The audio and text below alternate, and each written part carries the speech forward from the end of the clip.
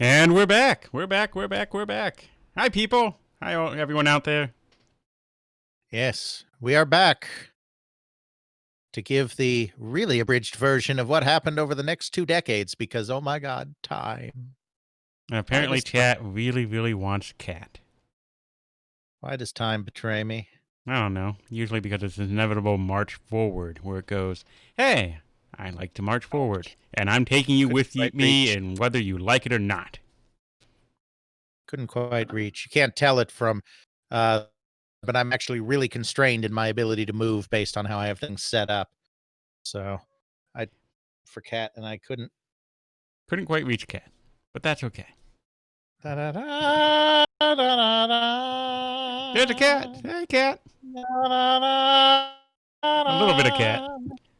Now I have to let go before I become a little bit of Cat's next murder victim. She is a pretty cat. She is. Yeah, thank you very much. Purebred Siberian, which we had to do because I actually have a mild cat allergy, and Siberians. It's actually, I didn't know this until we were researching this. It's not like cat fur that you're actually allergic to. It's actually an enzyme that they generate, and so when they lick themselves, that enzyme gets all over their fur, and that's what gets you.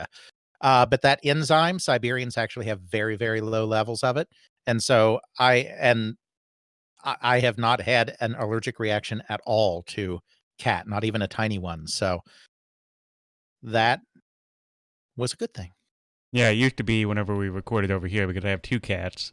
If there was a long recording session that went on more than say 4 to 6 hours, he would start getting stuffy in the eyes and so on and so forth. The cat's name is the same as something that we will talk about in this podcast if we ever get there. The cat's name is Spelunky. Yep, crazy kitty. She,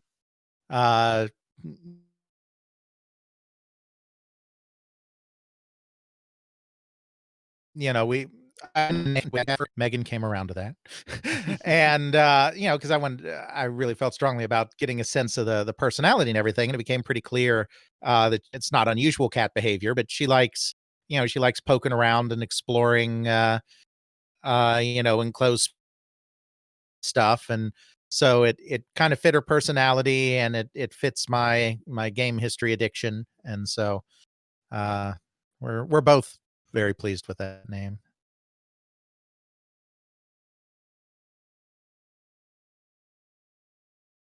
All right. We've had her since beginning of April. I don't think she can hear me. Beginning of April. We think yeah, so. Okay. April 15th. She was about 4 weeks old at that time, so you can do the math. Despite that impressive looking size, she was, she is still very much a kitten. Siberians are about the second largest breed of cat. Maine Coons are larger, but Siberians get quite large. So she looks like, in terms of her size, I mean, she still has kind of the face and personality of a kitten and fur of a.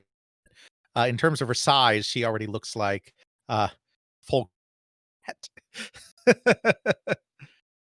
You're looking at me, you know what I'm talking about? You? Yeah, we're talking about the kitty cat.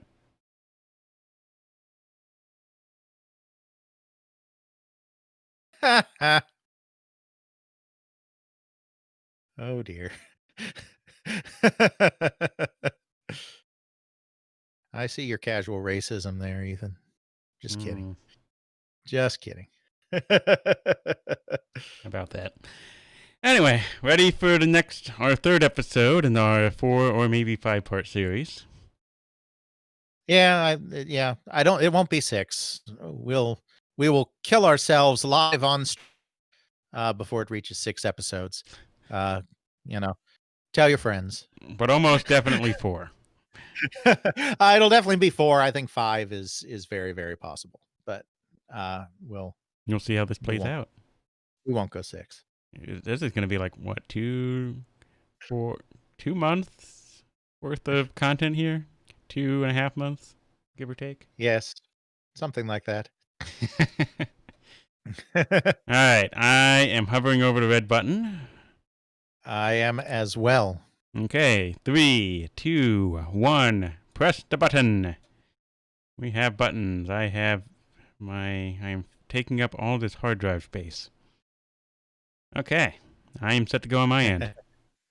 Yep, I'm also recording. Levels look good.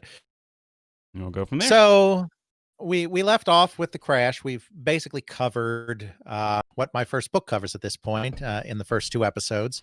Obviously at a high level, and obviously leaving a lot of stuff out here and there. But of course, this whole podcast is about the history of video games. What more?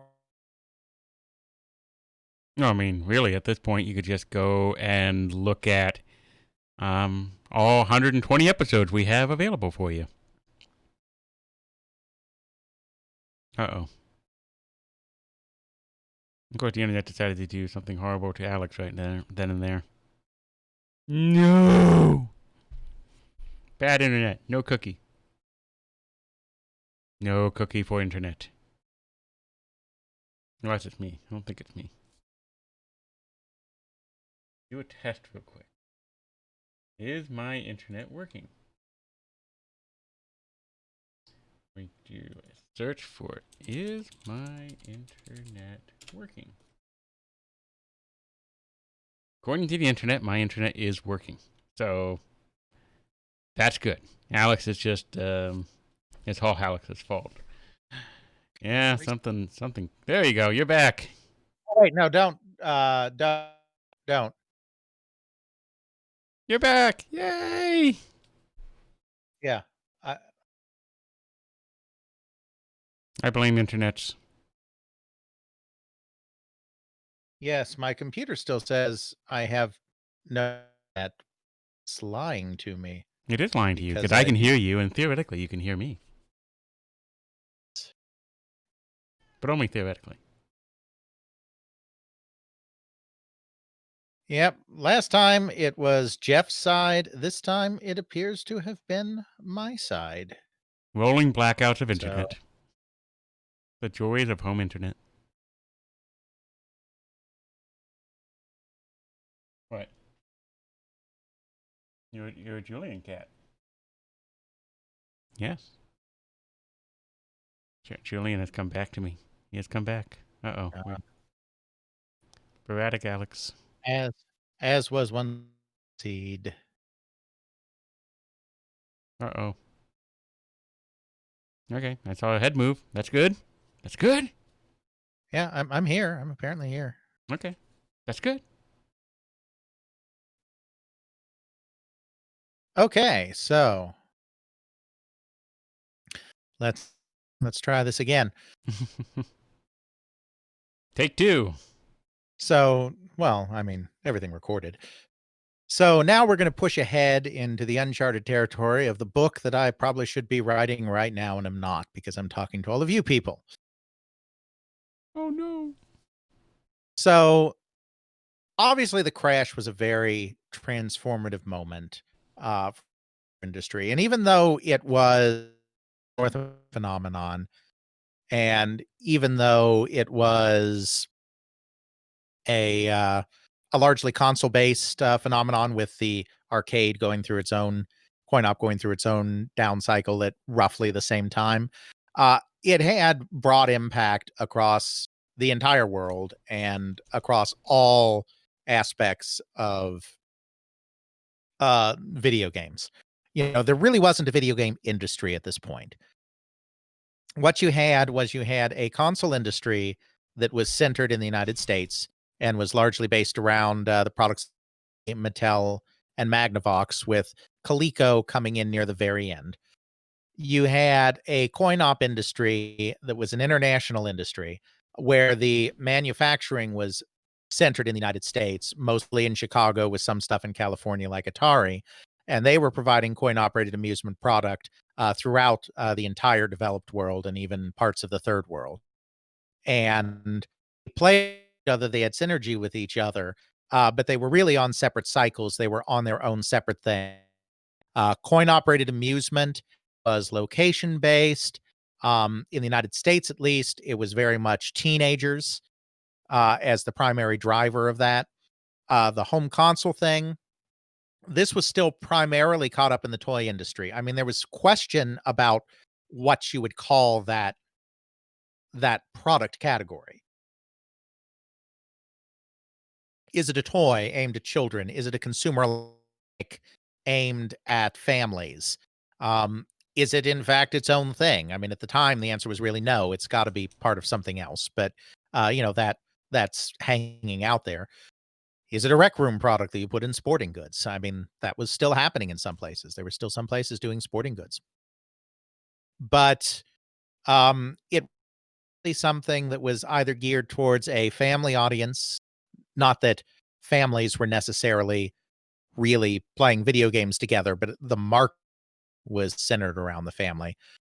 It was geared towards a family audience, and it was geared towards children, really 6 to 12-year-old, maybe 6 to 14-year-old children.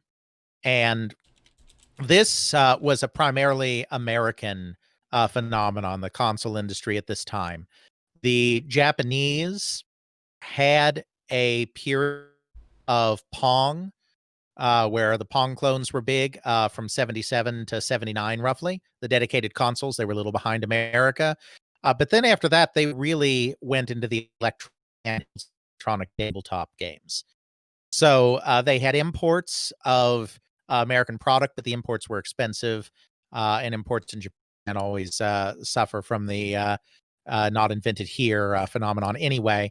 And it was vibrant electronic handheld and electronic tabletop market. There were conversions of coin operated games being done, but they were being done on tabletop with very glowy vacuum fluorescent displays and other cool stuff like that. Then in Europe, you had a video game console market as well that was kind of geared towards the same demographic. There was a combination of homegrown and um, imported product. Of course, again, the imported product from the United States was very expensive. Uh, in in Europe, of course, it's often treated in shorthand monolithically. We don't have time, despite what some people in chat may have tried to promise on our behalf, to go through every European country specifically. Fortunately, we'll have to treat it somewhat monolithically too, but it's really it's a diverse continent with very different countries with very different tastes and very different levels of sophistication in distribution and whatnot as well. So the European market in this early period, um, really the main parts of it were Britain and Germany, and the only reason for that really is that they had the best and most sophisticated distribution structures to big box retailers. The high street shops in Britain embraced the technology thing pretty readily. Places like W.H. Smith's and Boots and whatnot. And Germany also had department store sophistication.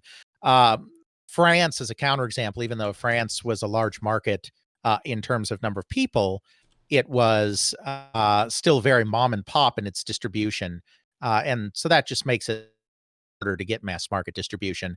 Um, get down to the Mediterranean part of the world in this early period, and I'm talking 1970s now, you had the additional challenge that there actually hadn't been nearly as much television adoption in households as there were in some of the more developed and more economically powerful European countries. Of course, the Dutch, shout out there, also had a very big role to play. I wish we did know more about what Philips was doing. I really do, because I'd cover it if I knew. Uh, Philips, of course, did own Magnavox. So they bought them in September 1974. So the original Magnavox Odyssey was not put out by Philips, but all of the other Magnavox products that we talk about were, in fact, put out when they were a subsidiary of Philips. And in fact, then in 1981, Magnavox goes away as a division and it just becomes North American Philips, though they still use the Magnavox brand name. I mean, it's still the Magnavox Odyssey 2, not the North American Philips Odyssey 2, which would just be silly. And they also bought the chip company Signetics, and Signetics was very big. There was kind of a cottage industry in Europe because the sophisticated American programmables were really too expensive once you got both imports and dreaded VAT, value added tax, involved in the equation. There was a hunger for video game product, but it had to be cheaper. It had to be a little similar. And so they kind of carried on the torch from where the dedicated Pong market left off. Now they did go to programmable systems, but rather than like in the United States where Atari and Mattel and those kind of companies just take over the whole thing, you still had a vibrant business with the Hong Kong companies, with the import export companies.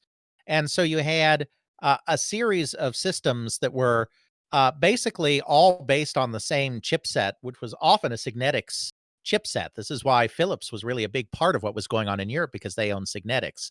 And these Signetic chipsets would be used by various companies around the world. Hong Kong manufacturers, like Hanimex, which was Australian, was also doing this, and even a few companies in the United States. In Germany, there was the company Interton that became very big in this. That company actually still exists today. They were a hearing aid company. That was always kind of their primary thing, but they got into video games here. Um, so you had this kind of mix of a few homegrown things, particularly in Germany. A lot of stuff coming in from other countries, and then a lot of it being rebranded in the United Kingdom. I don't think the markets were ever very big for this stuff. I mean, I don't have good figures, and I readily admit I don't have good figures. But that's kind of where the home market was in Europe. It was somewhat fragmented. It was based on some differing standards of technology that, on the whole, were maybe not quite as sophisticated what was going on in America. But for uh, a more cost-conscious Europe, it worked better. Yes, I do have some figures, Ethan, of course, but I'm not going to look all of them up. That's just I have silly. too much time. Yay! Welcome back, Dylan.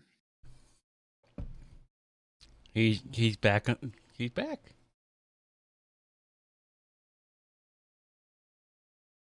If we're lucky, 50 hours from now, we'll get to stuff that existed during the time he was alive. Woo!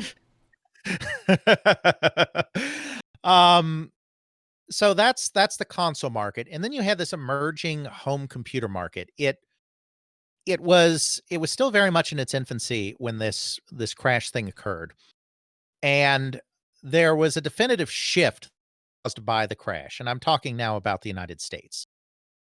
Before the crash, there was a move to kind of unify, uh, bring computers at the same time consoles are coming up until you kind of had the singularity, and you had the home computer that was a computer and more expensive than a console, but also had a cartridge slot to make the game playing easy. Because even back then, they were really realized the blinking cursor thing was a little intimidating and a little inaccessible to the average person, where you have no prompt but a blinking cursor and you have to tell the computer what to do. So the home computers were starting to borrow from the console industry and have cartridges and cartridge slots so you could bypass all that nonsense if you didn't want to, while at the same time um, staying in tune with what more sophisticated would also want to do with disk drives and whatnot as well. In Europe, the home computer market was very different because the crash kind of creates a bifurcation here. I mean, there's also always a bifurcation in terms of the product, but now there's a bifurcation in terms of the audience. The home computer in the United States, which is defined by analysts economically as the under $600 crowd. So technically, the Apple II wasn't really a home computer. It was follow-ons that were like the Commodore stuff, like the VIC-20 and the C64, the stuff Radio Shack was doing, like the TRS-80 and the TRS Color computer and whatnot. were really the home computer set, the under $600 crowd. And that was trying to appeal broadly. It was trying to appeal broadly to all ages pre-crash. Post-crash, when the cartridge thing just went away, there was kind of a refocusing on an older user and on a more sophisticated, and on that in the mainframe tradition, in the college tradition, is really more interested in sedate gameplay, finicky systems, not finicky systems in terms of computer work, although there were plenty of those, but fiddly systems is what I mean to say, in terms of lots of data and statistics and menu options to sink your teeth in. Yes, we have a request for the inflation calculator. Okay. I mean, we've had it in the Where other 2 episodes, so it has to be in the third one. where does it go? So let's that under $600 thing, we're talking really in the 83, 84 period. So let's say that's 1983. You bought a computer for 600. Now there were computers available cheaper than that too, but that was the upper. That's a $1,500 computer. That's a lot. Yep, in a standard. Now there were computers as going for as little as $99.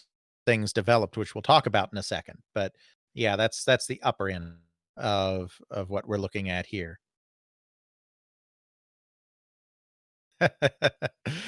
So the market there becomes an older user, a slightly more sophisticated user, and somebody with a little more spending power, obviously.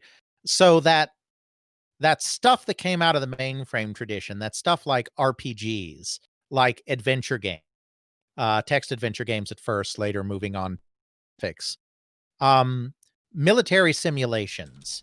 The wargaming side of it was always very niche, but kind of vehicle simulations, flight simulators, and tank simulators, and that kind of thing. These are the kind of games that start to predominate in the United States. That isn't to say that there weren't any Twitch action games, because there were, and that's not to say that there weren't young people that had computers, because good Jeffrey here had a Commodore 6 back in the day. But you definitely I see a still have a shift. Commodore 64 over there. Yes. But you definitely see a shift in the way that US market's going. The British market was very different. And now we are going to finally talk about the British experience a little bit. The thing made Britain stand in terms of microcomputing, and part of the reason why they ended up being one of the more dominant forces in the European computer market, just in the sense, obviously, there were local companies in Spain and France and Germany, and the Nordic countries, the Benelux. I mean, you have a smattering of companies everywhere, but the British machine kind of tended to dominate the European market. Is that you had kind of a transition within the of England. The United Kingdom had gone through a long period of hardship, of recession, of dwindling resources, and of competition uh, for how to allocate the remaining resources, and real tension between labor union and government.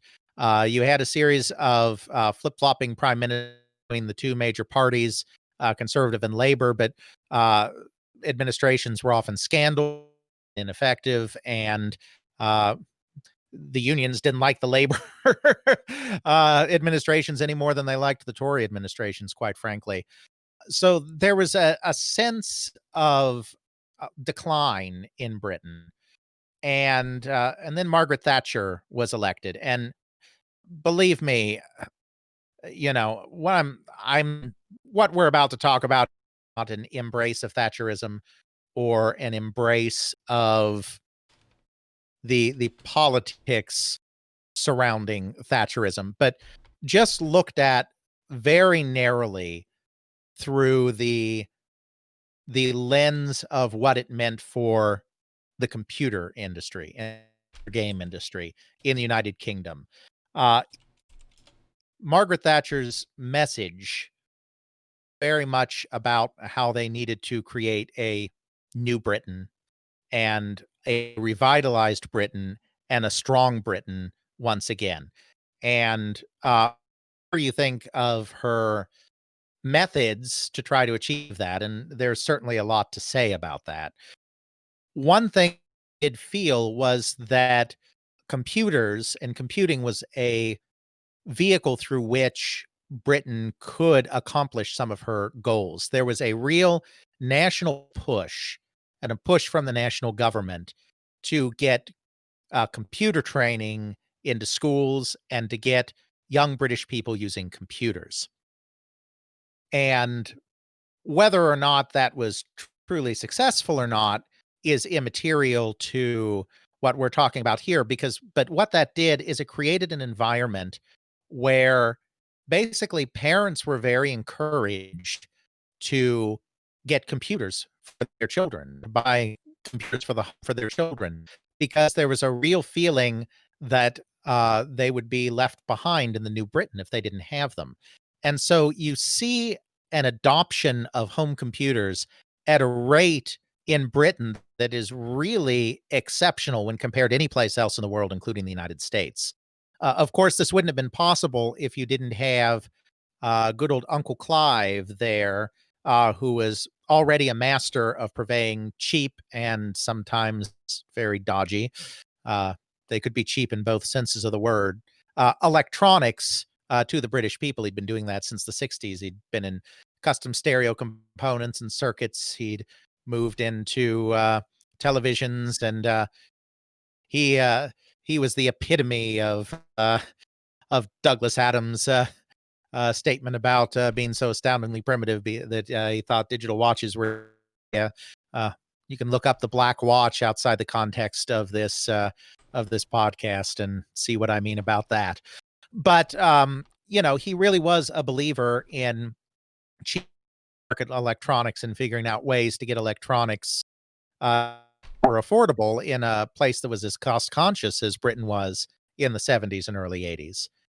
And so he had his engineers do a series.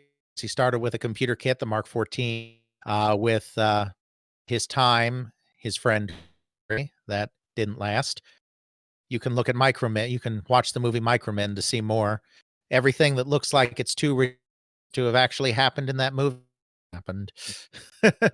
I said to myself, there's no way that they really got into a brawl with each other in a pub after a trade show. And then I went and looked it up on the internet, and yeah, they really did get into a brawl at a pub. it, it really happened. Why would you get into a brawl in a pub? Well, That's not stereotypical to every they D&D game ever. they had a history that we can't go into here, but but it's worth an episode sometime. Just not Ooh, no time. another one for the list. Another one for the list. And then Chris Curry went off with his Cambridge friends, because Cambridge has always been the math and science center. Oxford is where you go for the humanities. Cambridge is where you go for the sciences and mathematics. And he went off with his Cambridge friends and created his own computer company. That's true. We did. We just didn't the personal hatred quite so much. And so Chris Curry and his company, Acorn, actually created the computer that became the standard in the British school system, the BBC Micro. But it was way too expensive for most people. So Clive Sinclair and his engineers, because Clive Sinclair was not the one designing these, Sinclair, or Sir Clive, if you prefer, had his engineers come up with the ZX80, and then the ZX81, and then the ZX Spectrum. These were relatively primitive computers, especially the first two. The ZX80 didn't have enough memory to type and display at the same time. So when you pressed a key, the screen went blank while it processed it. But these were affordable computers. The computers that the British people could get into their homes. And when you had the entire governmental apparatus of Britain, and remember, in a European country like that, the government apparatus at that time is very different from the American apparatus. It's not just Thatcher or one of her cabinet ministers, going on television to say, you should have computers. It's also the BBC, which is the BBC television network, encouraging you through its programming, through documentaries and other means to get in on computers. And it's also the schools. Of course, in Britain, unlike in the United States, there's a national school system. So it's also the entire school apparatus of the entire country telling people, hey, you should all have computers. So, that was a pretty big pull. So little Johnny wanted to play games. There were arcade games in Britain, but the culture is a little different there. Big city had some arcades, uh, but as my understanding, of course, I'm not from there, but my understanding is a lot of the arcade activity in Britain was at the seaside resorts. The British are a fanatical holiday going on holiday. And for those that couldn't afford necessarily a fancy holiday someplace, um, what the summer season meant in Britain is that you went to the coast. You went to Brighton and Bournemouth and all of these other places along the coast, the ocean resorts of Britain. Yes, to have a nice beach holiday, a nice summer holiday. And all of these resorts would have arcades and would have the latest arcade games. And that was the primary exposure for of British youngsters when it came to video games, was doing it that way. So there was certainly a demand to have a computer in the home and to be able to do that full time. But if little Johnny is saying, I want this computer that costs, 99 pounds, that's a big expense for a working class British household. It's like, well, what do you want it for? Play game? Gonna fly. But they've been hearing on the telly about how computers are important. So it's like, oh, yes, we have to get this computer. It's not that expensive in the grand scheme of life. And, you know, don't want them left behind. So, all right, pop on down, local store, get a micro. And, that's kind of how But you, everything sir, spread. need the most impressive computer that we can possibly provide you right there at the store. And you see here, this comes with a monitor, which normally would cost you £30, but this one will come with just £50 of quality entertainment for you, the consumer of this microcomputer. So please, by all means, go forth and have fun with your microcomputer. Make me some video games so that I can sell them for you. Like that. So, as I there was adoption by the high street shops. In America, we refer to Main Street, the British equivalent is High Street. So the main high street retailers really got it well. So computers were readily available, readily findable. You didn't have to go to special computer shops necessarily to find them. Of course, those did exist well. But so they were readily available. They were relatively cheap considering what you got. And there was a perceived value in education that was being kind of perpetuated from the highest level of government on down. And why you got this so-called bedroom coder kind of culture in the United Kingdom. There were absolutely teenage prodigies and bedroom coders in the United States, but exposure to computing in the United States in these early days was far more often at the university level. And there was some exposure to time sharing system in some of the fancier high schools or the more well off high schools. But it was often something that you came to, and at the same time you were discovering all these other crazy things like D&D and all of that. So that kind of influenced the way it went. If you look at the early companies in the United States, other had people that were fresh out of college, that were computers in college.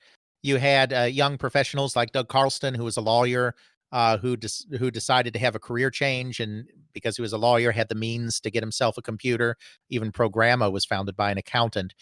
You kind of had uh, that's kind of the sectors of society where you were getting.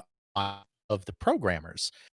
In the United Kingdom, a lot of the programming, these cheap little machines where discovery was going on, um, in the bedroom at home rather than a slightly older set. So you had a situation that was actually very similar to the early American software experience, except that the experience was very quickly overtaken by this kind of tech entrepreneur model, where you had somebody who was good at business and good at game design, like get together and found a company. So Ken and Roberta Williams founding Online Systems, Richard and Robert Garriott founding Origin, the Suratech family and Robert Woodhead getting together to found Surtech. That's kind of where the market went because everyone was a little bit older. In the UK, because things were a little younger, you stayed in that earlier phase. You had these kind of catch-all companies, these marketing companies that would look for software, which would solicit software and pay a royalty basis, and then they just gather all the games that they could and then release them. And our country, which made that easier to do, there would be microcomputer fairs, and there would be magazines and advertisements for education. I'd hand your software to someone at a microcomputer fair, or you might solicit based on a magazine ad. And you'd write in, and they'd write back and say, "Yeah, we loved your game. Here's some money for it." Um, Obviously, some of these companies would go on to be successful and well known. Others could be kind of shady and very fly by night and kind of cheat the people sending them stuff. It was kind of very Wild West. It was certainly cutthroat competition. There were lots and lots of little companies, and days of it, very little consolidation. So it's a bit more of a fragmented experience in that sense, and it's entirely cassette based. And this just cuts down to the drives being very expensive, and Britain having to be a little more cost conscious, the average British consumer, and so that was just a bit too much. So you have this starting to develop in the early 1980s, and it actually comes back and circles back around to the United States. Commodore. We're not going to go into the whole history of Commodore, but Jack Tramiel, founder of Commodore and co-founder of Commodore, and its CE. There's two things that Jack Commodore, Commodore. New people brought into the thing. Jack Commodore, secret agents. Mm. There are two things that Jack Tramiel really liked: copying what other people are doing, and copying what other people are doing cheaper than they're. So the history of Commodore is really a history of following in the footsteps of what other people are doing. Now, the PET was a little weird looking because that was started Moss Technology before they bought Moss, and so they got on board early. But most of the time, what Jack Tramiel would do is he would see another product out there and basically say, "Build me one of those, but cheaper." And this is kind of what happened with the thing going on in Britain. Is he actually saw what was going on. He had his people trying to build something that was cheaper than the Apple II. It never came out, but they were working on build a cheaper Apple II. And then he learned about what was going on in Britain because Commodore had a very strong international presence. In fact, it became much more well respected in Germany and Britain than it ever was in the United States. In fact, in Germany, you would mention Commodore in the same breath as you would mention IBM. I mean, it's kind of crazy. It was a major thing. It really was a major thing. So he learned about what was going on in Britain. He was like, "That's what we need to do." At this time, I think it was it was either the ZX80 or the ZX81 that was out. But he saw one of those two computers and was like, "Yes, like that. Cheap, accessible computers that anyone can buy." And so he decided to, I don't know why. So the engineers at Commodore created the VIC-20 at that point. And the VIC-20 was very much a landmark in this period of merging uh, the computer industry and the video game industry, because in many ways it was a video game. The VIC chip in there was a very capable graphics chip uh, of the time. It's a video game kind of thing, and it was a cartridge based computer, and it was aimed at a more mass market audience. So the VIC 20, it started out at like $199, but by the end of its run, it was down to $99 because there was kind of a price war. It was very bloody, very complicated, and it involved Jack Tramiel. No, yeah, I mean deregulation. I'm sure had had something to do with things. We are entering the Reagan period of deregulation. Certainly, the way people had access to markets changed, and that allowed for investment. Part of the reason a lot of companies could pop up is more favorable investment client. So again, say what you will about Reaganomics, and believe me, I could say a lot. Uh, of the computer and computer game industry, there's definitely some synergies there. Um, but yeah, the price war is not something we will get into in detail right now, other than to say that it happened. And that's actually part of how the home computer market in the United States got tied up in this mess of the video game crash, because computers were coming closer and closer to video game systems, the VIC 20 being the best example of that. The VIC 20 was, it sold 800,000 units in its first year and over a million in its second year. It was the first it was the first computer, as far as limited sales info, to reach a million in sales. Apple II didn't reach a million in sales until 1983. So it was behind the VIC 20, which made it there in 82.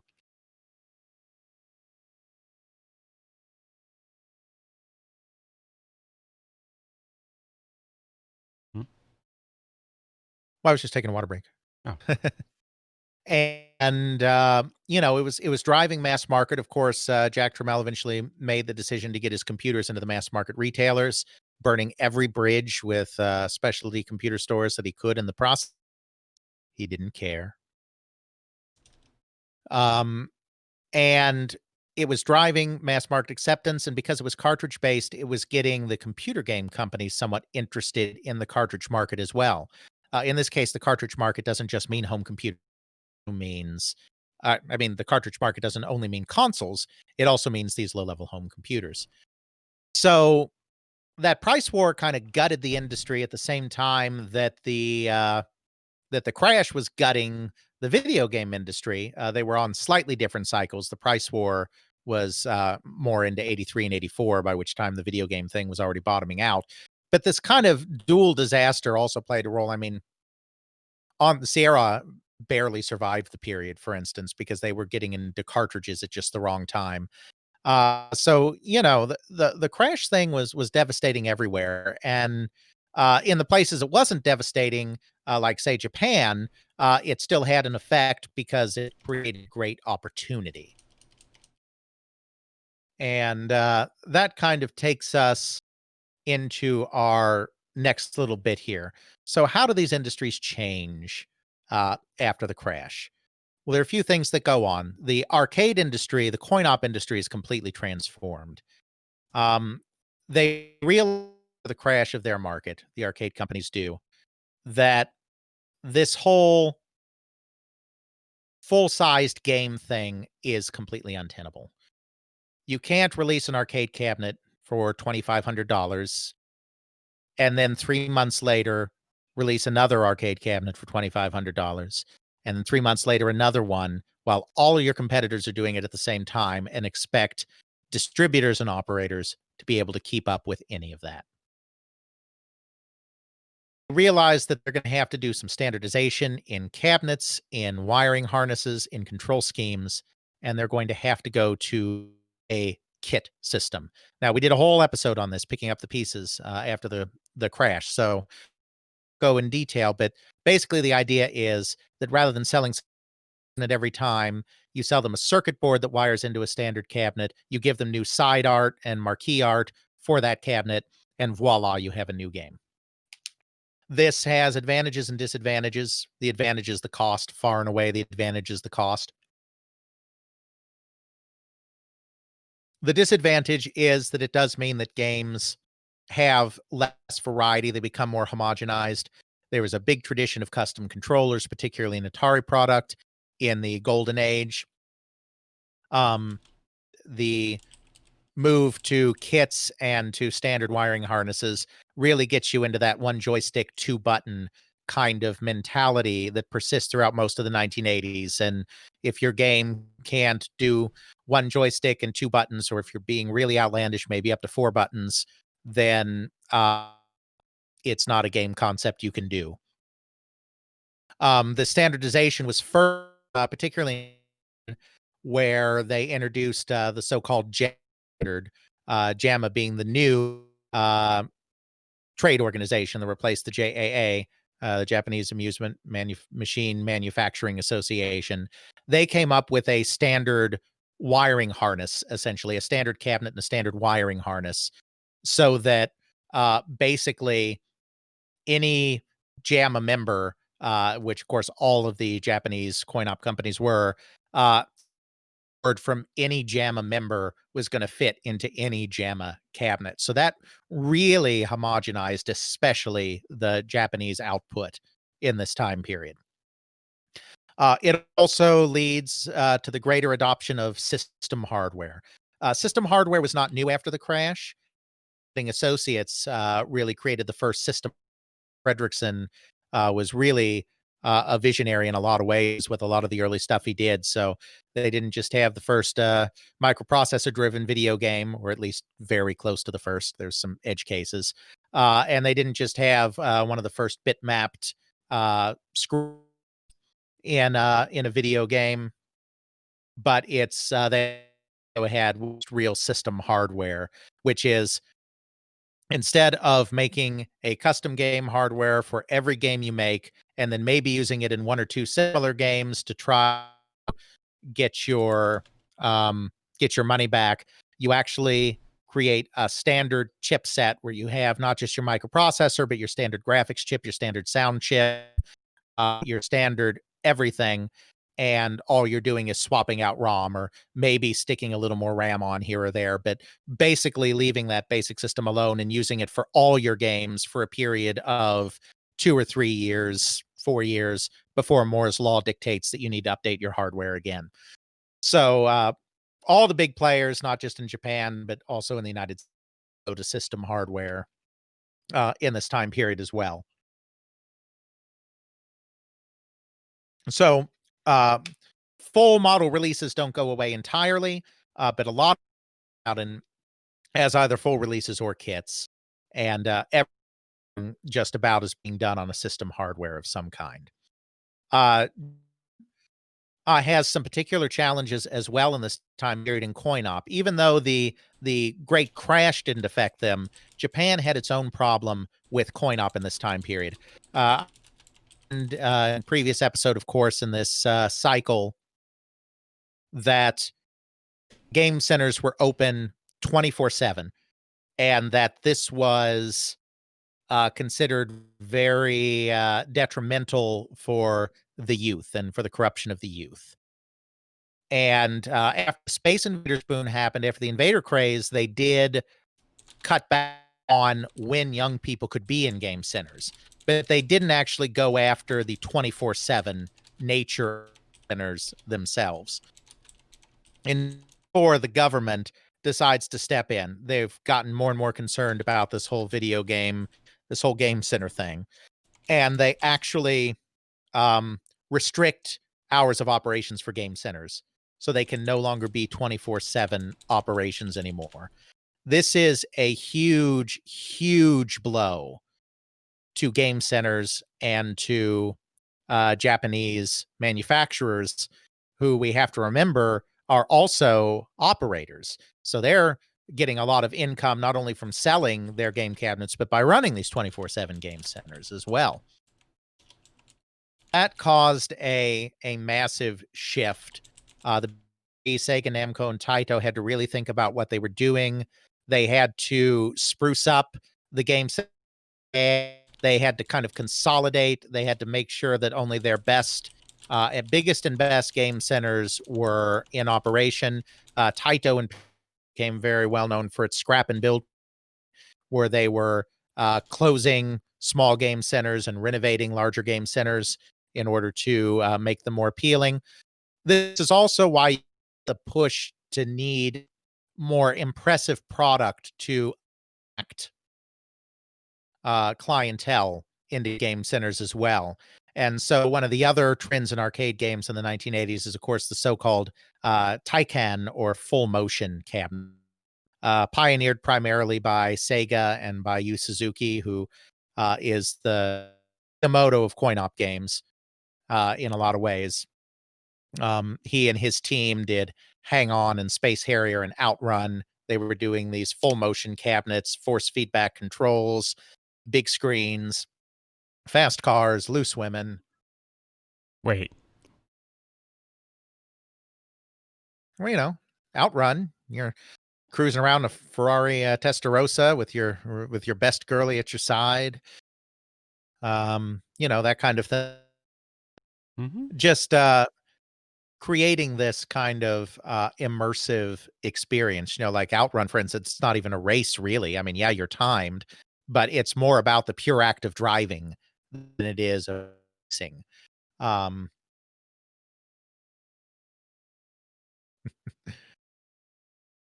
and that's right. Sometimes you got to play to the base. Got to play to the base. You have a game center culture in Japan that's changing, consolidating a little, and is both getting more homogenous. At the same time, they're also starting to put out a few of these big full motion games that obviously are not homogenous, but serve to also be a big part of things. The full motion games are also popular elsewhere. I mean, they're popular in Europe. They're popular in the US, though. I think those locations were locations that could house them, especially the United States, where street locations like convenience were actually still a very big part of the business. The other thing that's going on here is you're seeing a shift in the way arcade games, coin operated games, are played. So you had the score chasing in the golden age, and that was really a predominant part of what was going on. They tried to pivot from score chasing disc. That was a brief workout, so just go listen to our Laser Craze episode if you care about not mentioning it again. But what was kind of is you had a gradual lengthening of games. There are a few reasons for this. I think one of them is just that as the hardware gets more sophisticated and memory gets cheaper, you can have more game. I mean, that's fact. I also think some of the lengthening started to go on, quite frankly, to combat piracy and to combat clones. Um, a good example of this is Scramble from Konami, which was a 1981 game. Scramble was one of the earliest games that had multiple stages, and Scramble was mercilessly pirated in Japan. The Yakuza got involved. There was even a clan war, I think. I mean, it was really bad. Wow, I So, didn't realize it was a clan war. oh yeah. Someday maybe someone, and it won't be me in all seriousness, it would have to be somebody that's very in tune with not just Japanese culture, but Japanese organized crime culture. Um, the Yakuza are intimately connected with the rise of coin operated amusements and coin operated video games in Japan. And I couldn't even begin to tell you what history is. It's an unwritten history, but it's there. Almost every single Japanese coin op company of any size had some level of connection to Yakuza at some point in their existence. If I disappear after the stream, you'll know why. But it's I don't know details. You only get a little bit here, a little bit there. But one thing that's definitely true is it looks like Scramble cloning and Konami's attempts to stop it may have actually touched off a clan war between two competing Yakuza clans. Uh-oh. That happened. But the point I'm making here is not about the gangsters, about Konami rushed a revised version of Scramble into production to combat this fact, Super Cobra. And they made Super Cobra even longer. And because it was so long, they included the option to continue from the point of death by inserting another. This was one of the very first games to do that. Vanguard from SNK came out about the same time, also did it. Tempest had a buy-in system, came a little later than these other two games from Atari. But they're lengthening games, in part, I think, to hold interest and to make it harder for other companies. I don't think it's an accident that Super Cobra was twice as long as Scramble. I think they figured that if they made the game longer, then it would be harder for someone else to kill it. And I mean, that's speculation, but I think that played a role. But as the games got longer, they didn't want people to have to start from the beginning, and so they gave you the option to continue. Much of that before the crash, because at that time, um, games were still very much based um, on score chasing and just recycling content. Play the level harder, and the game just gets harder as you clear way. Time becomes so hard you can't do it anymore. We start to see a change on that after the crash. And one of the big moves starts that, even though it also cycled on a loop, it didn't have an end, was the game Xevious. We've talked about that before, but Xevious is really influential in game as kind of the foundation of the shoot 'em up genre, even though Scramble was before it and all of that.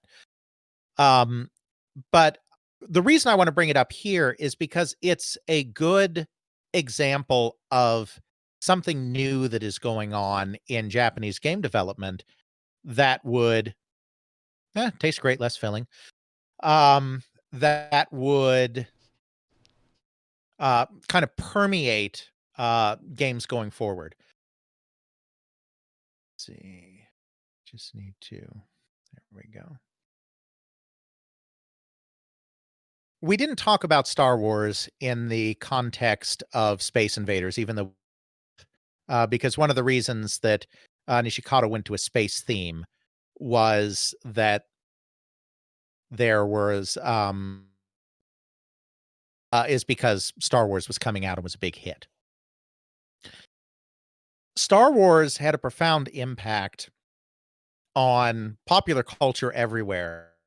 Japan was one of the places where it had a profound impact on popular culture. It was partially responsible for a renaissance and a new resurgence in anime, particularly anime with a space theme and with a kind of space opera theme. Space Battleship Yamato predates Star Wars, the original does, but it was relaunched with a new movie not long after Star Wars came out. Mobile Suit Gundam started not long after Star Wars came out.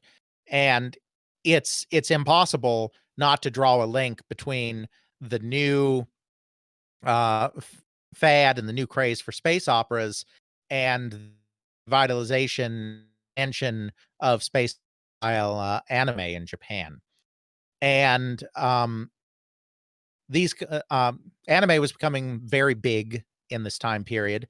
And one of the things that Masanobu Endo has said, the creator of Xevious, is that when he created Xevious, he wanted to create a game for the anime generation. What he meant by that is he felt it was time that video games, that coin operated games encompass a complete worldview, a complete setting, a complete and coherent presentation.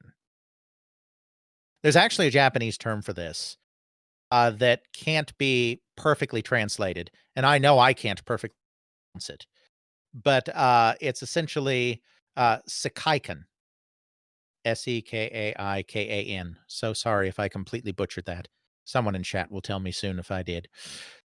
And the concept of Sekaikan is a concept of perspective, worldview. It's the idea that all of the details that you put into a project, even if individually they don't seem significant, cohere together and create a bigger whole, create a sense of realism and a sense of a real universe.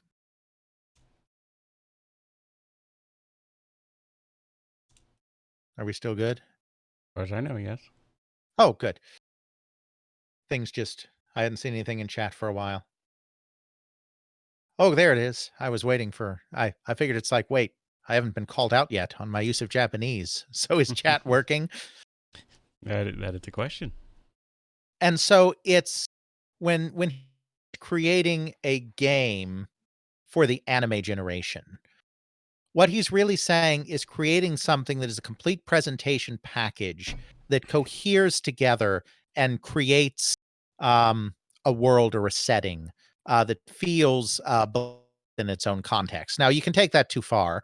Obviously, in coin operated games, you don't have too much opportunity to do that. But what it does mean is it's a shift towards making sure that everything has a purpose and has a care to it and fits in the world you're create. And part of what made Xevious appeal to uh, part of what was this sense of a fully formed universe, similar to the anime that were being enjoyed at the same time. You see more and more of that in Japanese game design. You see an emphasis on creating worlds, creating levels, creating is creating progression, creating endings even, that I think is very influenced by Japanese culture generally and anime culture specifically. Another thing that you see happen here that comes from the American songs that we just talked about recently in our Atari Games episode is that Gauntlet comes along from Ed Log at Atari. Because with Gauntlet, as we talked about in that episode, first of all, the arcade earn trouble. Coin op's in trouble. We have to increase coin drop. What's a coin drop? Let's let multiple people play the game at once. Okay, that's great, but we've done multiplayer games before. We did Tank 8. People come up in the machine and decide to play, then they play their game and no one else can join till their game is over. So even though it has 8 people that can, even though it has 8 people that can be on the machine at one time, a lot of that machine is still sitting idle for a lot of the time. So Gauntlet, which brought the D&D experience, D&D comes back to D&D It always into does. coin op. It brings the D&D experience into coin op. He figures multiplayer makes sense in that context, but let's let people come in at any time, drop in at any time, play at any time. So if one person's playing or two playing and somebody comes up, they can just join the game right then and there. They can put 5 quarters in to pre-buy in future game time. And so you have a merging of these two ideas. It's not that Xevious is the only game that was paying attention to worldview, but just as a short form for what we're discussing here, you kind of have this Xevious idea of Sekaikan coming in from the Japanese. You have this economic idea coming in from Edlog and from Gauntlet. And when you get a merger of that, what you get is a new coin op paradigm that instead of being based on score chasing, is based on creating games that have lots of levels, a high enough level of difficulty that you're going to have to a high enough level of difficulty that you're going to have to spend a lot of quarters getting through, but then give you the ability to buy as many lives as you want, buy as much energy as you want, buy as much health as you want at time that you want using your quarters, and then for anyone else to see you playing the game and hop on and play the game as well. So, probably the biggest part of that is well, I'll get there. So, that kind of gives you the framework. Now, where do the themes come from? themes come very much out of 1980s American culture. I mean, you have the shoot 'em ups that are definitely coming out of that Star Wars tradition. Other kinds of games that are really big in the arcade are the run and guns and especially the beat 'em ups. In the United States, the beat 'em ups were really where it's at. Double Dragon, Final Fight, etc. And heh. And it's always um sorry, train of thought. Love what's going on in chat right now. Absolutely love it. Uh, but it does mean I get half distracted. That's Um, okay. and in the 80s in the United States, there was a real move toward America is back. It's morning in America. Yay! Where, you know, we suffered the humiliation of the Vietnam War, we suffered the economic turmoil of hyperinflation and recession, and now back, baby, and we're back on the world stage, and we're the greatest nation in the world again, and our military is the greatest in the world, and rah, rah, rah.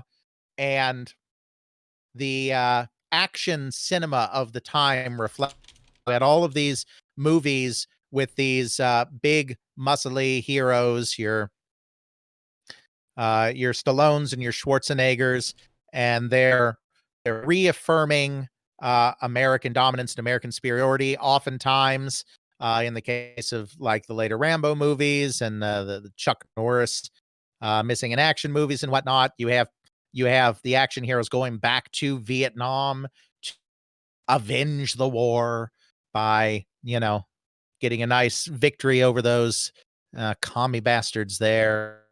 And so that was kind of this hyper amped up, rah rah culture that was pervading during the Reagan years, for better or for worse.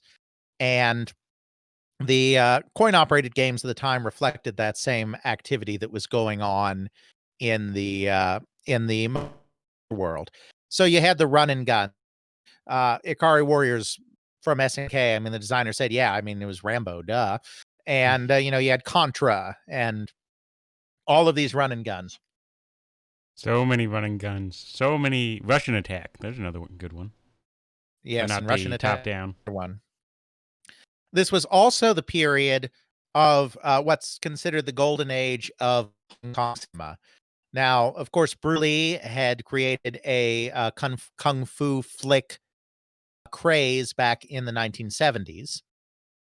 But in general, that other than the Bruce Lee flicks themselves, that necessarily take hold worldwide at that time. But in the 80s, you had a new wave of performers and filmmakers like Jackie Chan and John Woo that were creating a new kind of Hong Kong cinema that combined kind of Western cinematic conventions with Eastern kung fu or martial arts flick sensibilities to create a new kinetic form of Hong Kong action flick that was very, very, very influential in the time period.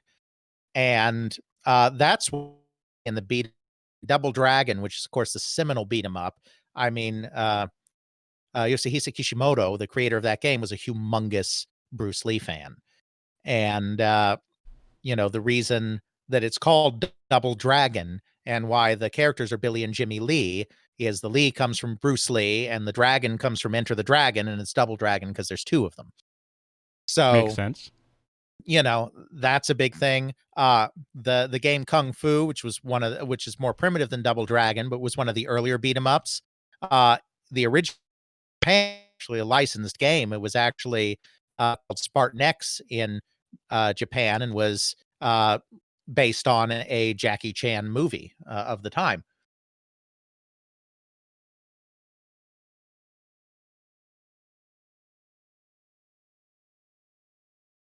Hmm. Hmm. Probably best left for a different podcast. And so these of the trends that are going on. So you're games of levels, lots of enemies, buy-in to continue, and it's mostly based on 1980s American action tropes. And it's all kit hardware, it's all system hardware. Controls are more homogenized. You do still have some more interesting things out on the margins. We don't have time for the margins. We don't even have time for the things that aren't on the margins, but we definitely don't have time for the margins.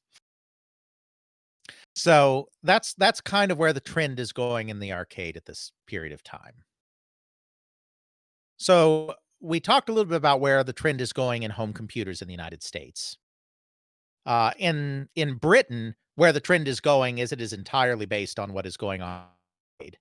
Um, just about everything there is an action game of some kind. We did talk about in our arcade adventure episode that one unique twist of that experience is that they took the kind of Donkey Kong Miner 2049er platform trend, and we'll talk about platformers more in a second, um, and created the arcade adventure where you're mixing action with item collection and light puzzle solving. So they have that going on. Shooters are also very popular. Racing games are popular. Outrun in conversion is a humongous hit. Europe and the United Kingdom, especially. Um, in the United States, you're getting the move into kind of a real computer game. Early stuff, even after you were getting professional distribution space, was really kind of um amateurish, maybe too harsh a word, but a lot of times it was programmers or friends of programmers that were like, well, let's found a little company. And then computer games get a little company becomes a big company.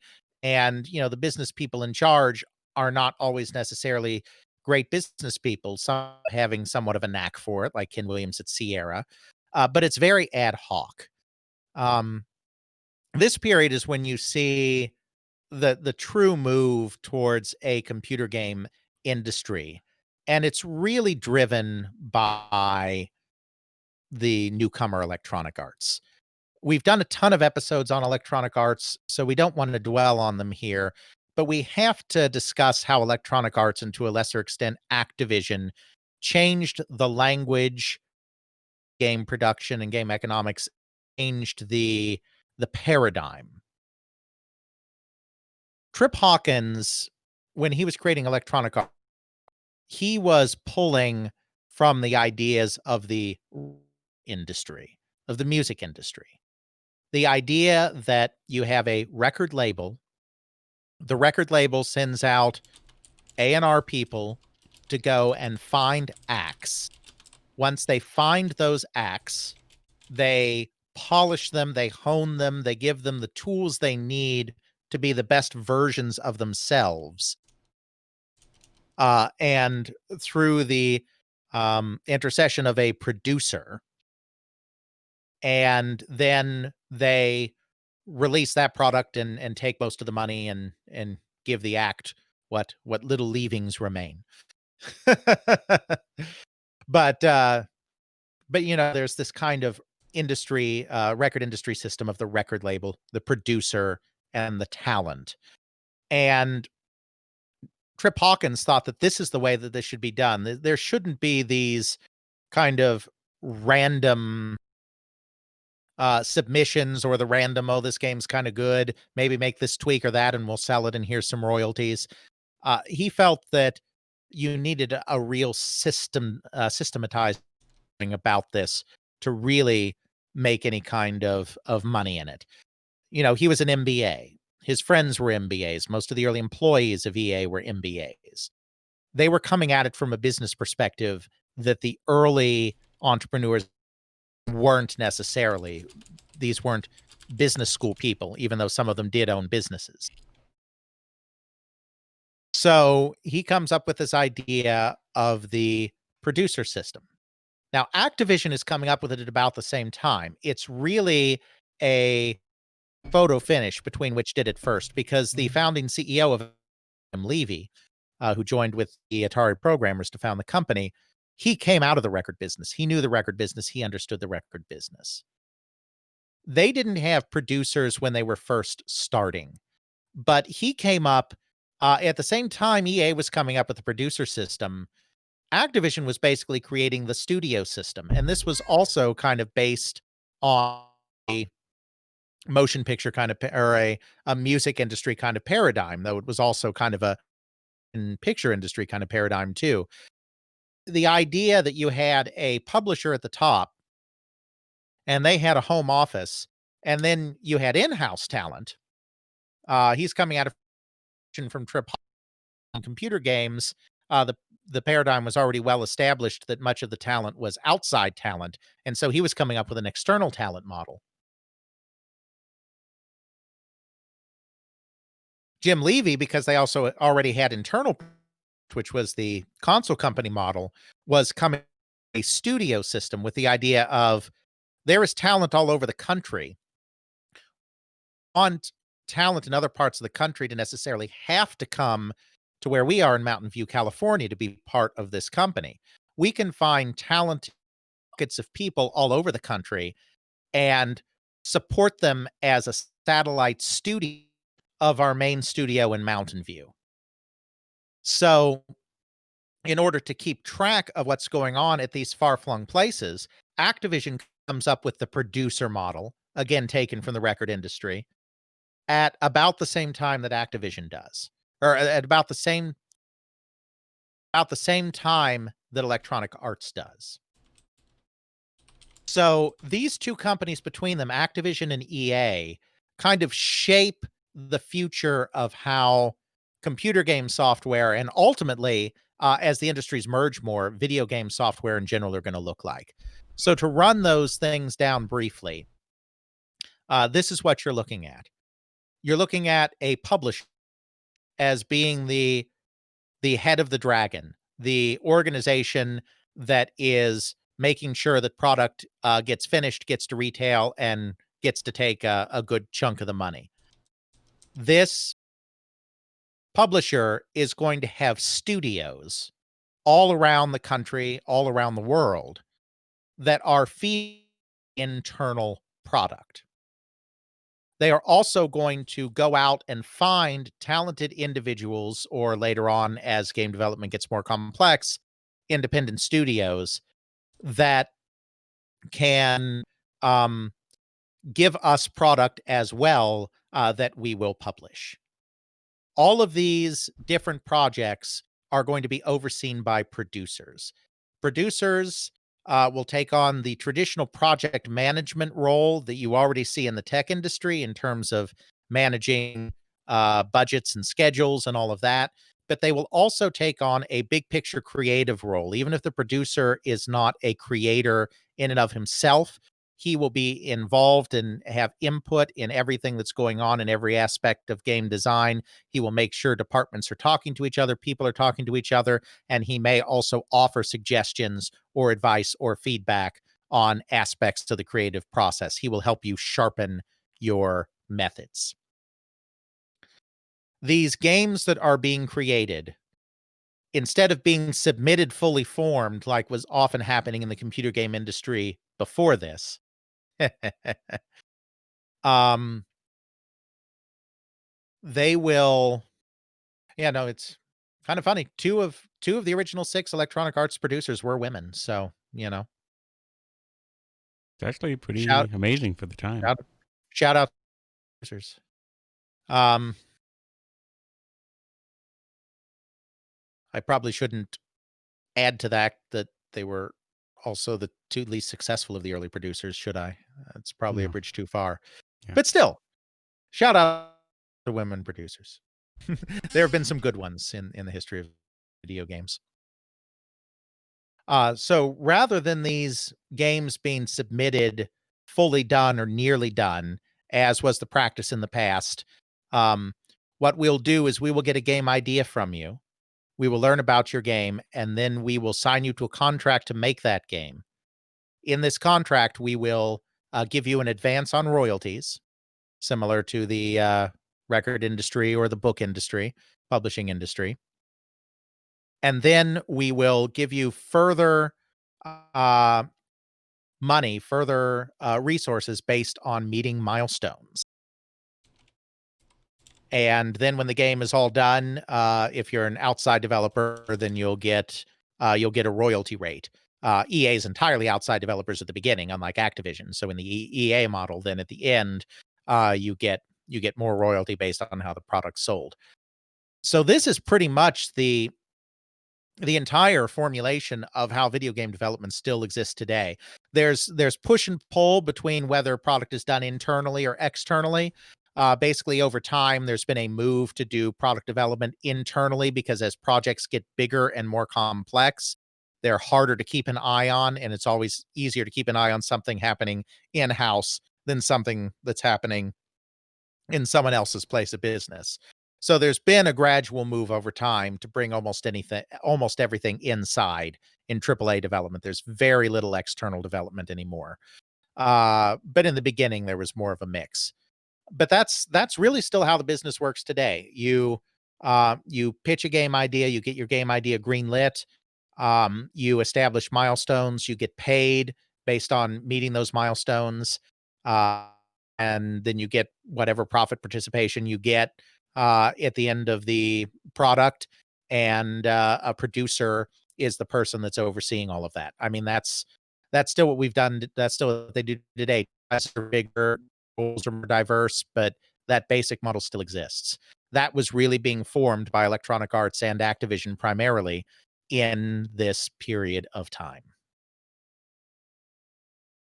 In terms of the games, there was a transition basically to more graphically intensive stuff is the big thing that's going on.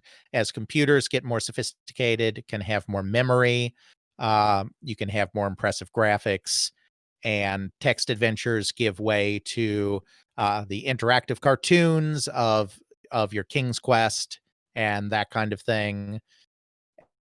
You get military simulations that are getting more and more sophisticated, even experimenting somewhat with polygonal graphics as they grow in sophistication. You get RPGs. Wizardry was black and white. Bard's Tale comes along in '85, does the same thing in full color. Might and Magic comes along the next year and does the same, more impressive full color.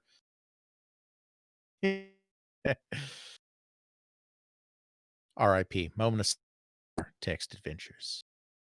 We love you, Press Text X to pay Adventures and Muds and Mucks, Mushes. So you've got this move towards these, yes, moves.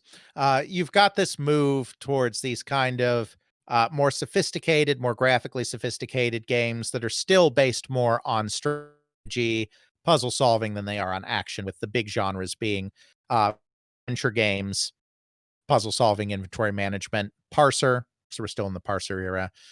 We'll get out of it. RPGs, which are mostly in the Ultima tile-based graphics mode or the Wizardry first-person mode, and then military simulations and civilian simulations, in the sense that Flight Simulator is also, most of them are simulating military craft, civilian. Or fictional military craft. Sure. In the case of our previous episode, anyway. So that finally brings us back to consoles. Yay, consoles! It's a myth to say that the console industry completely died after 1982. There were new releases in 83, 84. ColecoVision stayed on the market till 85. But it really was a dead market. And it's because the glut of product in the channel.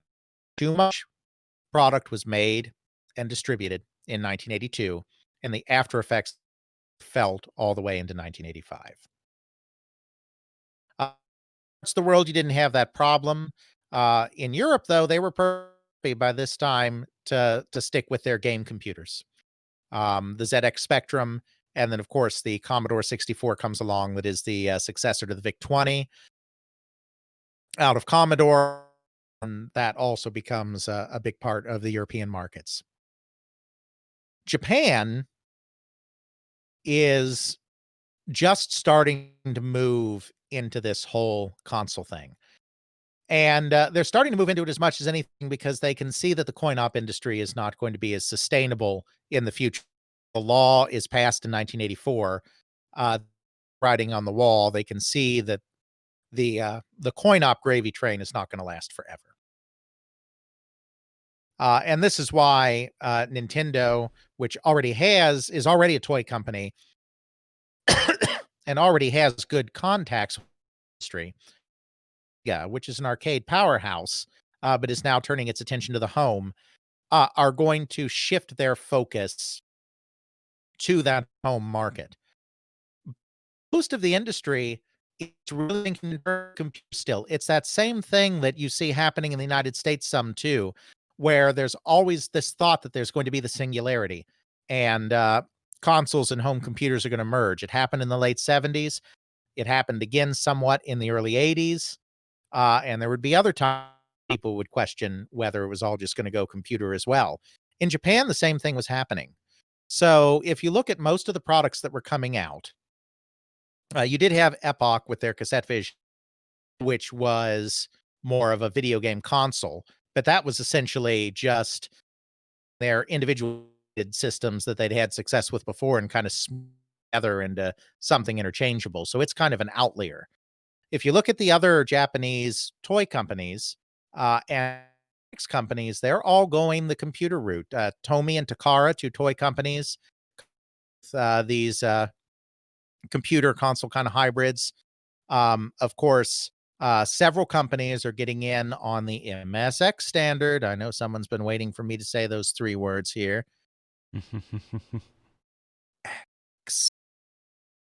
MSX, MSX, MSX, which was MSX.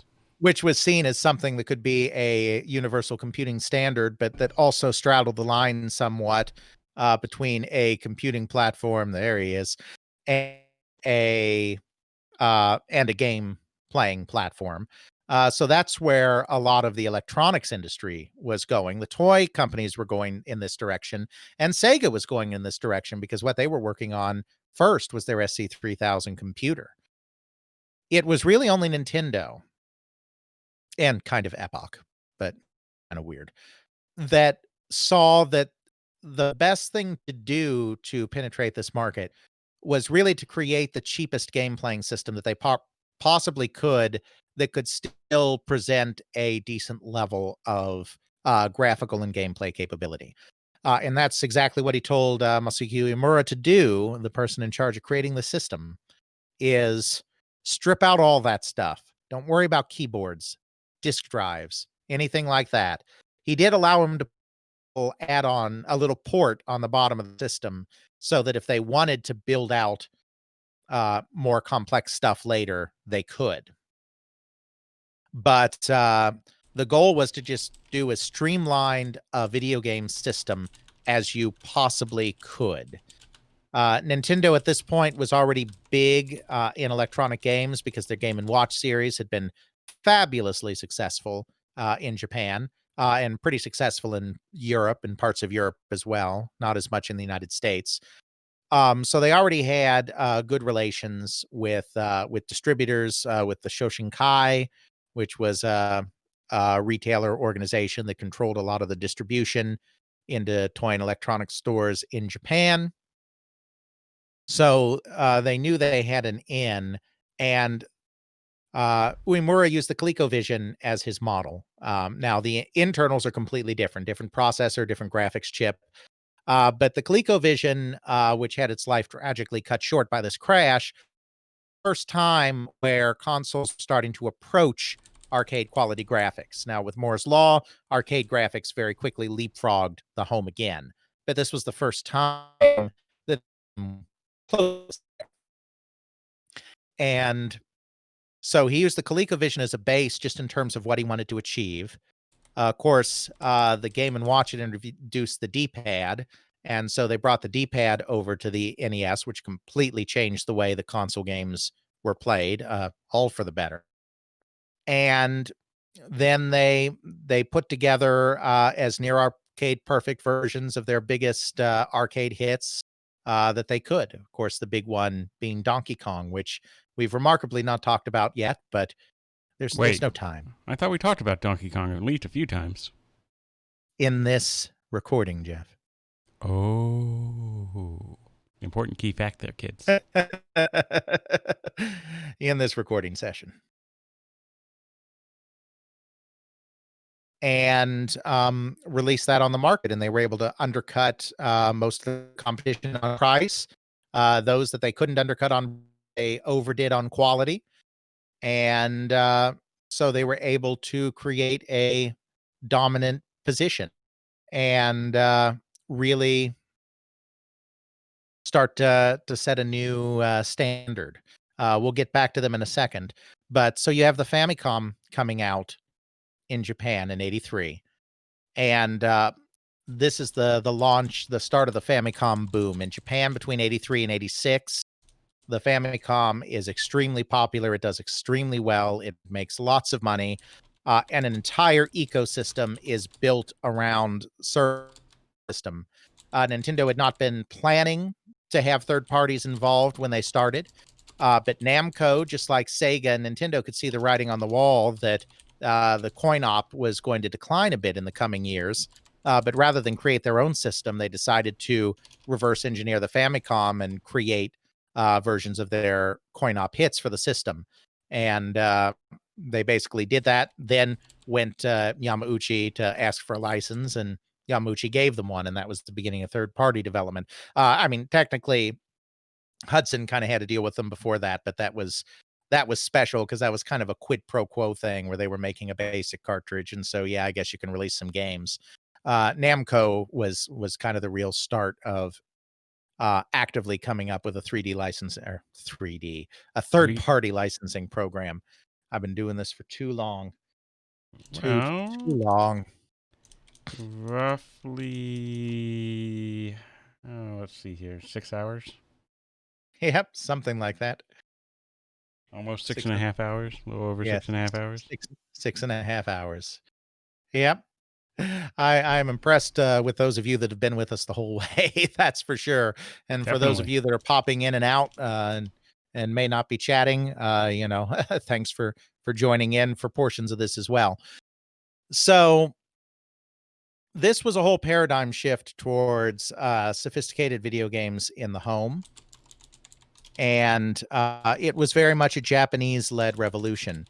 Then, of course, um, after they started this with the very simple games that they had in the beginning, like single screen platformers and primitive racing games, they start really embracing the ability of console to host more complex concepts. And you see that in a few different ways. Of course, Super Mario Brothers is really a good, and we do have to mention it because it sets a new paradigm. We haven't talked about the platformer yet in this thing, but platformers started almost as a means of convenience, I think. As graphics got sophisticated enough to represent human characters, um, they wanted, people wanted to put human representations into games because that's, there's value in that. It creates a sense of connection. You connect with the character in a way you don't necessarily connect with a tank or a race car, unless it's that outrun Ferrari Testarossa, man. And so there's value in putting a character in, but in the confines of a single screen arcade video game, coin op video game, which is what you had at the time, is because of memory limitations, you basically just had single screen action. You couldn't do very much interesting with a character without creating a dimension of in that. A tank you can drive around overhead space, and that's fine because a tank looks good from up above. A human is just a dot from up above, so that's no good. A spaceship from a side view, you can have like asteroids where it zooms around the whole screen, and that's great. But it stretches believability a little bit if we have our human flying around screen. So you can't really do that. I mean, you could give them a jetpack, but other than that, not really. But what about So that tie-in Superman game? yes, he does fly, but that's not a platform. That's It could be like the Nintendo 64 Superman, where he flies through wings. don't ever, if you get nothing else out of this podcast, a huge long screen, take this with you. Don't ever be like the Superman in that N64 game. Hmm. um, so, I think platforms came about as just a necessary convenience. We want to represent humans and we can't do much on a single screen, so let's introduce verticality. Of course, after platforms came jumping, and we've talked about that. Mario has a barrel coming for him. If you have a barrel coming towards you and you have no left or right to get out of the way, what do? You jump. That was Miyamoto's thought process. So you got platforms, you got jumping. You had games now starting to be able to scroll and being able to do longer and more inclusive worlds. And so the next step was to kind of bring that together and create something that was a culmination of everything Nintendo had learned about creating video games. Super Mario Brothers was meant to be a send-off for the cartridge format because Nintendo was going to the Famicom disk system. They were going to go to disc media because you could put more on it for less money. Then they discovered you could also pirate games in a disc format, and then they kind of soured on it. Oops. But they thought that Super Mario Brothers was gonna be the send off. So this was the grand do everything we have ever figured out how to do. It takes different ideas from Donkey Kong and Donkey Kong Jr. in terms of the types of platforms and springboards and all of this going on. It was going to have shooter options that were finally cut out of it. But at one point, it was going to have those. It had floating around in the water, using motions that are very similar to flat in balloon fight or something. I mean, it's kind of every mode of how they figured out how to manipulate a human character. They were going to bring one impressive game, and of course, instead of the beginning of the end, it ended up being beginning. It ended up being the beginning of something very new and the new dominant paradigm with console games. Um, while the arcade still preferred beat 'em ups and shoot 'em ups and whatnot for various technical reasons, the platformer with mascot character became the standard mode of operation in console video games, and that's of course another legacy of Nintendo. Of course, the other thing that really drives sales in Japan is the creation of the JRPG. We did a whole episode on that, so we are not going to dwell on that either. But basically, you had the early Ultimas and Wizardries infiltrating Japan, primarily through import, export, and trade companies, coming in, just getting a basic translation job and stuck on shelves. Um, from there, you had a small number of technophiles get a hold of them and create proto RPGs on computer platforms in Japan, which we don't have time to go into a huge amount on because there's too much stuff. But we did a whole episode on that, and I actually think our early computer game episode good ones. So we're well served on that topic already, I think. But you've got these proto Ultima games coming in. You've got move towards slightly more action based gameplay on top of that to try to kind of make them more palatable to the Japanese audience. And then from there, you of course get Yuji Horii at Enix deciding to kind of combine Ultima and Wizardry and then simplify and make it more accessible for console players.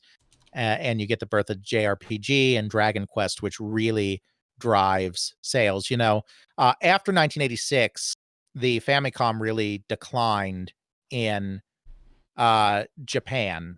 Sales were on a downward trend most years. One year where sales trickled up a little bit again compared to the year before was 1988, and I'm almost positive, even though I can't prove it, that is solely because that's when Dragon Quest III was released, and it single-handedly tipped the scales in the other direction because it sold nearly 4 million copies. uh, had so many Popular people game. lining up for it, and had so many people lining up release day that they had to um, pass a law saying that games couldn't come out on school days or work days anymore. So you have the run and jump action game, you have the JRPG, and then of course you have the adventure game, which um, again kind of comes out of the D&D experience and out of the arcade again because um, you had Masanobu Endo doing Tower of Druaga as a coin operated game. they're really more guidelines anyway. Uh,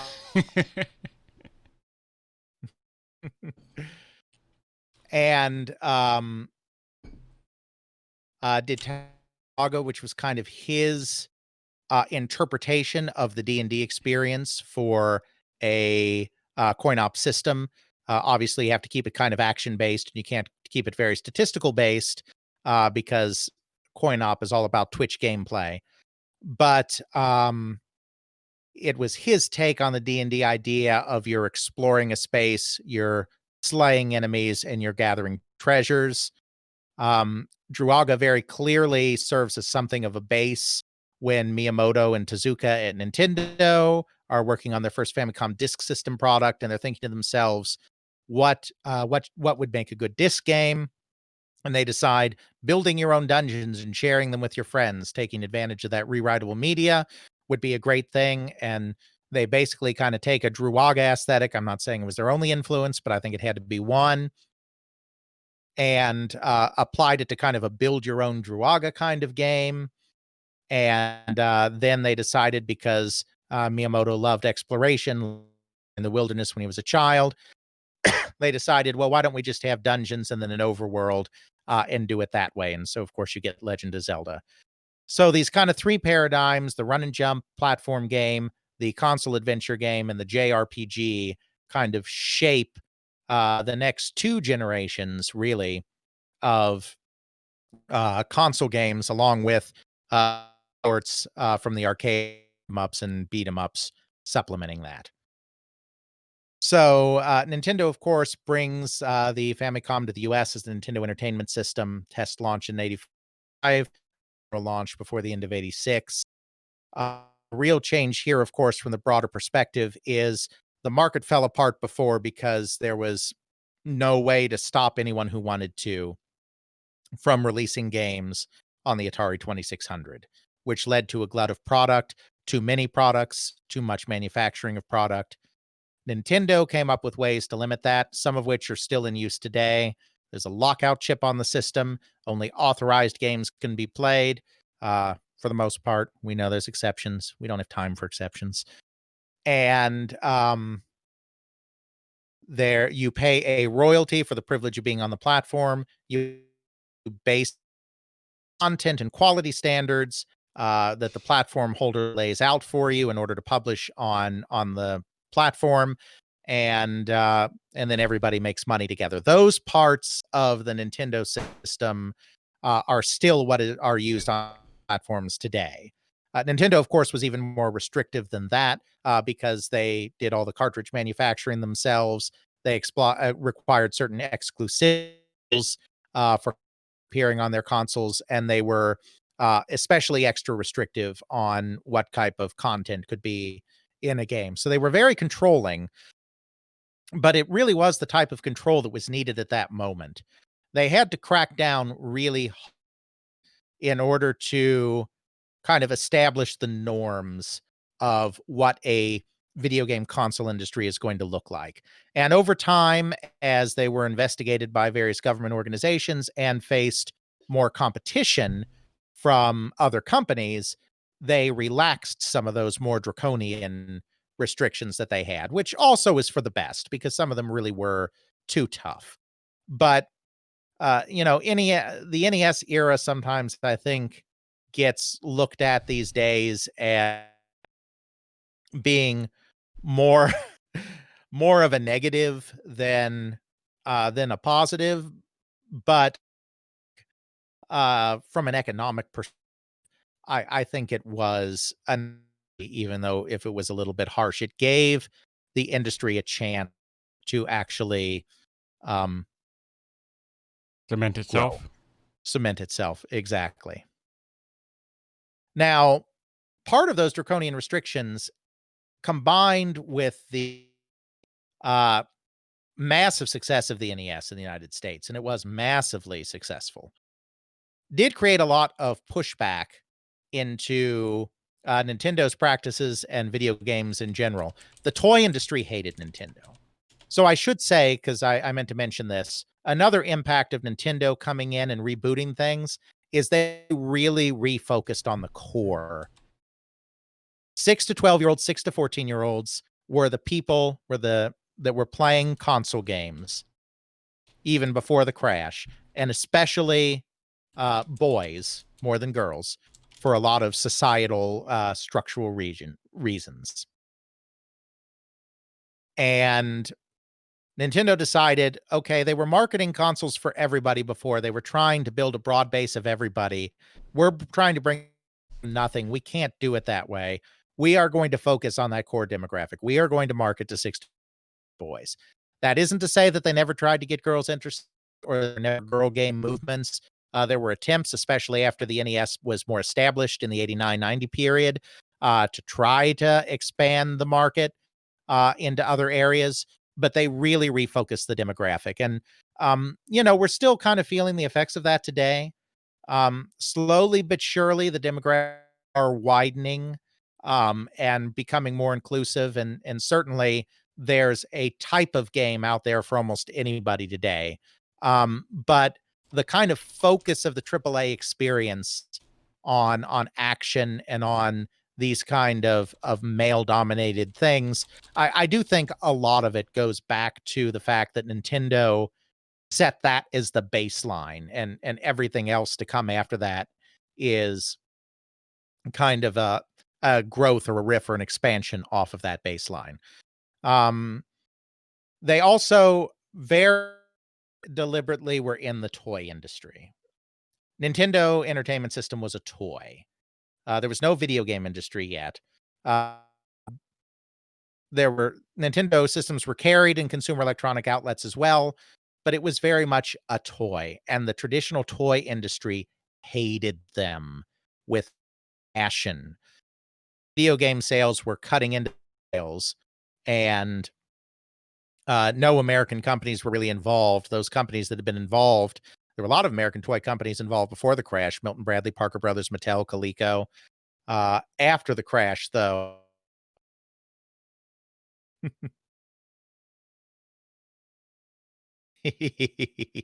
just checking chat. Mm. Um, Ever since but after the crash, all of those American companies were wiped out of it. I mean, Coleco and Mattel both almost went bankrupt. So, I mean, video games were radioactive. And Bradley and Parker Brothers were weakened enough by other companies. It was bad. So the traditional toy industry hated Nintendo, hated video games, wished video games would go away, quite frankly, because they were cutting into their profits. This also led to Japan bashing because it was all Japanese companies. Japan had beaten us they'd beaten us in cars. Now they're beating us in video games. So that led to a lot of resentment. And of course, that along with the draconian practices also led to a lot of investigations and lawsuits pertaining to their activities. All of this is to say that while Nintendo was popular and Nintendo was dominant, Nintendo was definitely vulnerable. There was an opening there for another company to come in and take part of their market if that company could figure out a hook to get in. And of course, the reborn Atari Corporation and Sega both tried to do so in the 80s, but they really couldn't. They really couldn't make any headway. But Nintendo was weakened enough by these attacks by the beginning of the 90s that there really was an opening for Sega. Um, there's a lot of emphasis put on what Sega did to be successful. And they did some things to be successful. We shouldn't ignore that success. They did decide that if Nintendo has a stranglehold on the 6 to 12 market, then we'll take the teenage market. We'll create content that is a little more mature, a little more violent, a little more, for lack of a better word, grown up, and we'll take a demographic that Nintendo doesn't have. And then once we have the teen demographic, because of that phenomenon we talked about before, the idea that uh, the younger kids want to emulate the older kids, then we'll naturally grab that younger audience once we have that teen audience. Lord Palmerston. Anyway, uh, the other thing, of course, they did is they realized that there was a shift in um in the way children and the way teenagers were being marketed to and experiencing the world. By this time, you definitely have a kind of MTV generation. Um, he, of course, came along in the early 80s and it changed the way for a long time that music was interacted with and consumed with all the music videos. Lord Palmerston! And it also changed the way that visual media was done because there was this emphasis on quick cuts and edginess and jitteriness and um, packaging something in really small bites, so to speak. and oh, come on, Jeff, that's a Simpsons reference. I don't remember it. It's the baseball episode where Mr. Burns dusts the softball team with major league players, and then they all have strange accidents. Wade Boggs' strange accident as he gets into an argument with Barney at Moe's about who is British Prime Minister ever.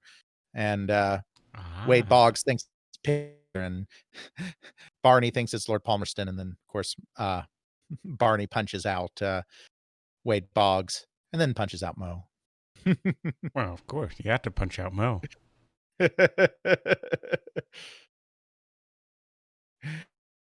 And of course, now I have to completely get back my train of thought. Okay, it's back. And so Sega's marketing techniques, you know, people put a lot of emphasis on how they were quote unquote edgy and how they had the Sega Scream and all of that. And that was very helpful to them. I do think that it's in large part because MTV and that kind of culture was kind of conditioning the youth of America to respond to that kind of advertising more meaningfully than what Nintendo was doing. Nintendo was kind of the traditional movie industry paradigm of advertising, which is treat your games as the star, treat them as blockbusters, and then have a marketing campaign based around a game that's kind of a more traditional kind of trailery approach to the game. Whereas Sega was going for an MTV kind of approach of quick cuts and jitteriness and edginess, and that won the day with the teenager of early 1990s America. Of course, that also triggered a long period of continuing to harden the console game base around the idea of the young male, for good or ill. I'm not turning this into a soapbox, but these are the kinds of things that are worth pointing out. And because you had to keep pushing more and more extremes. So the original Sega Scream stuff wasn't really that extreme, but then companies had to keep topping themselves and topping themselves in new ads, and it got more into gross out humor. It got more into teenage boy kind of stuff, and it more alienating to anyone who is not part of that cohort. I mean, you know, I'm not just talking about women. I mean, I look back today at some of the ads from the late 90s, and it's like, I cannot believe these were video game ads. That is so tasteless. So, there's that's the bad takeaway. But so Sega did a lot of things right, but the other thing that we have to remember is that Nintendo, by being too draconian, kind of left an opening. There was an eagerness almost for someone else to come along and dethrone Nintendo. They were restrictive with their third parties. They gave distributors and retailers the runaround all the time. It was not always a good time, and people with Nintendo right away. Walmart very famously refused to carry the Sega Genesis time because they were afraid of Nintendo. But Sega was also allowed to have the success that it did by an industry apparatus that was just ready for a change. Competition was needed in the console industry. Uh, that competition brought, of course, is a new degree of sophistication in the release and marketing of games. This is the period of time where we get the idea of actual street dates for games. In the past, both because in the pre-computerized era, coordinating piece of product across the entire country and the entire world was very difficult, and because just the logistics of it were incredibly difficult to do, even under the best of circumstances. Games didn't really have street dates back in the day. You just kind of had, this is kind of the period we're shooting for, and we're shipping product out. And maybe this retailer puts it out earlier, or this retailer gets it late, or maybe this part of the country gets it first because they're closer to the distribution hub than this part of the country does. And it was kind of haphazard.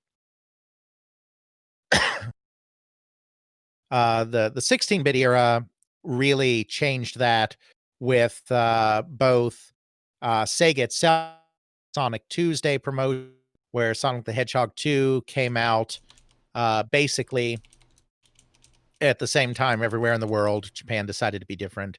And then, of course, Acclaim took that to the whole next level when they had the Mortal Kombat license. And they did good old Mortal Monday. And where they simultaneously released Mortal Kombat across 4 platforms, even the Game Boy, for some reason, at the exact same time on the exact same day, and had a massive advertising campaign. Exactly. Mortal Kombat! I certainly remember that commercial is from... I do. So what we're seeing here is we're seeing healthy competition. We're seeing just enough restrictions to create a viable industry. I mean, Nintendo on its own went too far, but when Sega comes in, it balances out. You see a move towards distribution and marketing. You see reliable street dates. You see big campaigns around the release of games. You see some hardening into a core demographic and a hardening into a certain kind of content that isn't necessarily palatable to everybody, but plays really well to a growing base. And you see the move to mascot platformers being the most important round. Sega, very famously, of course, isn't starting to make a lot of headway against Nintendo until they have Sonic, and they can show a different kind of platform, mascot platformer that is speedier and edgier and plays more to that arcade going audience that Sega knows very well and is now trying to pull into the home. So there you go. Now, see, we got through a bunch of outline points there. We're doing pretty well here. Not too bad.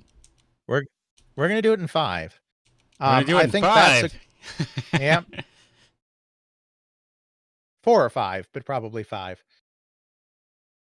Which one is this? Yeah, yeah, mascot platformers. Oh, no. What, I mean, which episode is this? Is 3 or 4? This is 3. Oh my. This is 3. And this one's going to be a little shorter than the others because I think that's a good place to stop. And then we'll reconvene to kind of take things forward. All right, sounds good. I am prepared to stop. You too? Uh-huh. All right, stopped. Save all. Okay.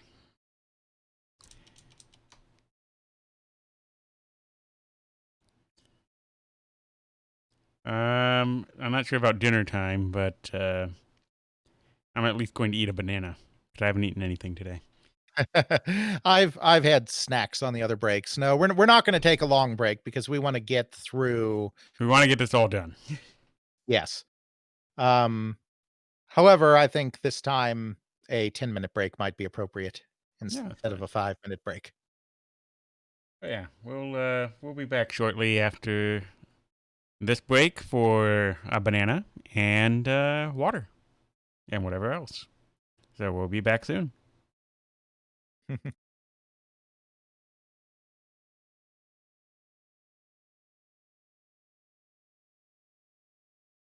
Good to see you. Hope you enjoyed.